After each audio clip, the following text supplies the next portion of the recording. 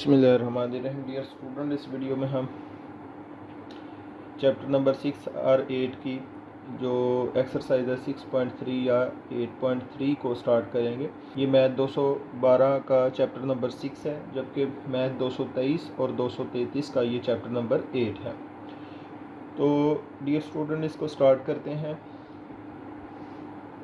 जैसा कि इस चैप्टर का नाम है मेथड्स ऑफ इंटीग्रेशंस। तो बेसिकली इस चैप्टर के अंदर हम दो मेथड्स को पढ़ रहे हैं। एक तो है इंटीग्रेशन बाय सब्स्टिट्यूशंस, जो कि 6.1 या 8.1 एंड 6.2 और 8.2 एक्सरसाइज में हमने ऑलरेडी पढ़ चुकी है।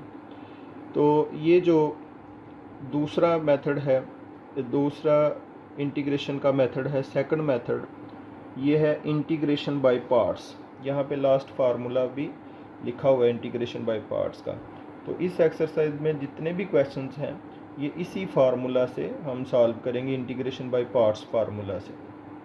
डियर स्टूडेंट, ये फार्मूला आप देखें क्या है कि इसमें जो इंटीग्रेंड है ये दो फंक्शन के ऊपर डिपेंड कर रहा है, u एंड v, और ये दोनों फंक्शन आपस में क्या हो रहे हैं, मल्टीप्लाई हो रहे हैं। जैसा कि डेरिवेटिव में दो फंक्शन जब भी मल्टीप्लाई हो रहे वो होते थे और उनका हमने डेरिवेटिव फाइंड करना होता था तो उस पे लगाते थे प्रोडक्ट रूल। इसी तरह जब भी ऐसे दो फंक्शन जो कि मल्टीप्लाई हो रहे हैं और उनकी हमने इंटीग्रेशन को फाइंड करना है या उनको इंटीग्रेंट करना है, तो उसके लिए हम जो है ना वो इंटीग्रेशन बाय पार्ट्स का फार्मूला अप्लाई करेंगे।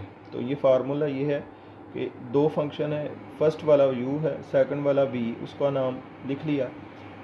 तो ये जब इसकी इंटीग्रेशन करेंगे इस फार्मूला के मुताबिक, तो ये जो फर्स्ट फंक्शन है u, इसको एज इट इज ही लिखेंगे, जबकि इंटीग्रेशन होगी सेकंड फंक्शन।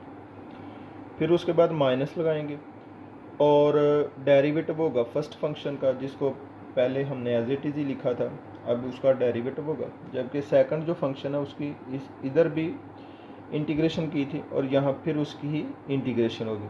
जब इसका डेरिवेटिव फाइंड कर लेंगे, इसकी इंटीग्रेशन कर लेंगे, तो फिर अगेन जो है ना इस सारे की इन दोनों फंक्शंस का जो आंसर आएगा उनकी फिर इंटीग्रेशन होगी। ये फार्मूला इसके मुताबिक जो है ना वो हम ये क्वेश्चंस एक्सरसाइज के जो क्वेश्चंस हैं इनको सॉल्व करेंगे। तो आप देखें कि यहाँ पे जो क्वेश्चन नंबर 1 का पार्ट नंबर 1 है, इसमें भी दो फंक्शन है। पहला है एक्स स्क्वायर और सेकंड फंक्शन है साइन एक्स, यानी ये एक्स स्क्वायर जो है वो एज ए यू फंक्शन है और साइन एक्स जो है ना as a b function use हो रहा है।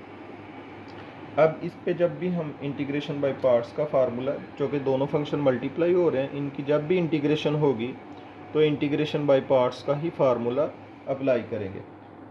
अब इंटीग्रेशन बाय पार्ट्स के फार्मूले के मुताबिक ये u function as it is ही है, यानी यहाँ पे एक्स स्क्वायर जो है ना वो u फंक्शन के तौर पे यूज़ हो रहा है, तो इसको एज इट इज़ ही लिखेंगे।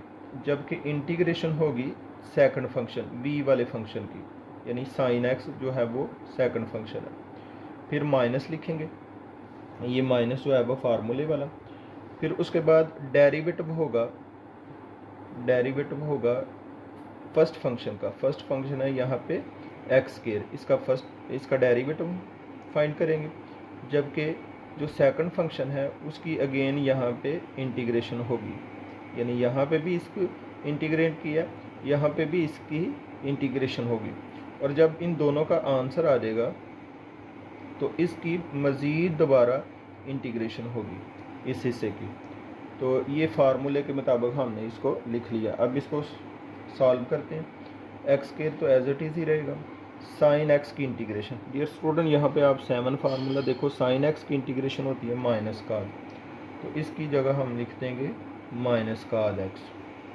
उसके बाद माइनस ये वाला एज इट इज़, और ये integral sign as it is लगाएंगे, क्योंकि अब पहले ब्रैकेट को सॉल्व करना है। एक्स स्क्वायर का डेरिवेटिव होता है 2x, जबकि ये जो साइन एक्स है इसकी अगेन इंटीग्रेशन यही वाली लिखी जाएगी, माइनस कॉस एक्स, और लास्ट पे लिख देंगे ये dx।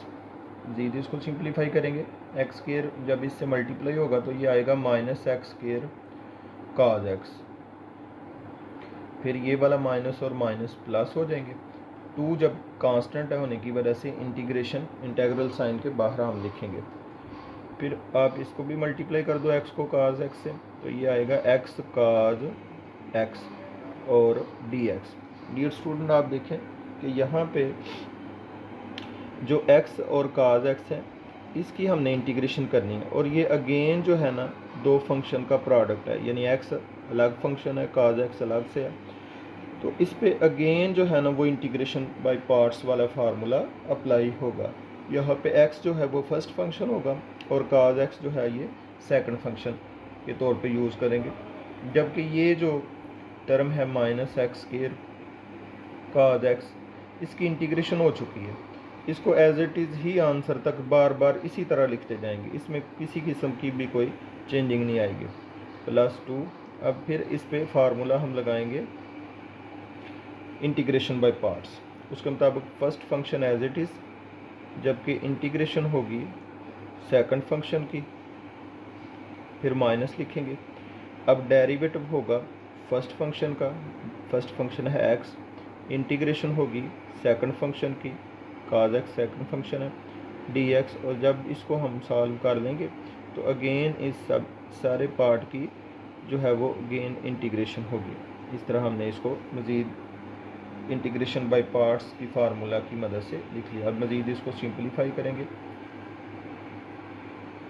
तो आप देखेंगे x as it is, cos x की इंटीग्रेशन, यहाँ पे 8वां फार्मूला है, काज x की इंटीग्रेशन होती है साइन x, तो इधर लिखेंगे साइन x माइनस।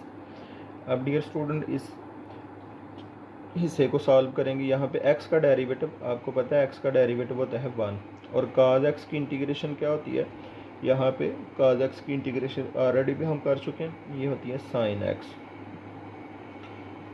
और dx। इस तरह हमने इसको लिख लिया minus x square cos x, 2 के साथ हम इसको मल्टीप्लाई कर देंगे तो ये आएगा 2x साइन x माइनस, फिर ये 2 इस 1 से मल्टीप्लाई होने के बाद ये 2 ही रहेगा, और इंटेग्रल साइन से इसको बाहर ही लिखेंगे कांस्टेंट को, या ये 2 एज इट इज़ 1 को साइन से मल्टीप्लाई करने से साइन x होगा। अब मज़ीद ये जो फर्स्ट वाली दोनों टर्म्स हैं इनको एज इट इज़ ही अब लिखते जाएंगे क्योंकि इसकी इंटीग्रेशन हो चुकी है। अब माइनस इस हिस्से की इंटीग्रेशन आती है साइन की, तो आप देखें कि साइन x का अगेन फार्मूला 7 के मुताबिक इसकी इंटीग्रेशन होगी माइनस काज, इधर लिख देंगे माइनस काज। अब चूँकि डियर स्टूडेंट्स सभी जगह पे आप देखें कि इंटीग्रेशन हो चुकी है, कहीं भी इंटेग्रल साइन नज़र नहीं आ रहा, तो अब यहाँ पे आके लिखेंगे +c। c क्या है, कांस्टेंट ऑफ इंटीग्रेशन। जब भी हमने इंटीग्रेशन कर लेनी है तो तब हमने साथ c का इजाफा जो है वो लाजमी करना, माइनस माइनस प्लस 2 काज x प्लस c। मज़ीद डियर स्टूडेंट इसको इस तरह सिंप्लीफाई किया जा सकता है कि ये टर्म जो है वो साइन वाली हम पहले लिख लेंगे, जबकि ये दोनों टर्म काज वाली हैं, इनको हम इस तरह लिख सकते हैं कि पहले पॉजिटिव टर्म लिख लें 2 काज x, फिर ये नेगेटिव वाली minus x square cos x plus ये c। मज़ीद इसको सिंप्लीफाई हम इस तरह कर सकते हैं 2x साइन x, इन दोनों टर्म में से हम काज को कॉमन भी ले सकते हैं, तो ये 2 माइनस एक्स स्क्वायर रह जाएगा इधर इंटू काज x प्लस c। तो this is answer of question number 1 part number 1।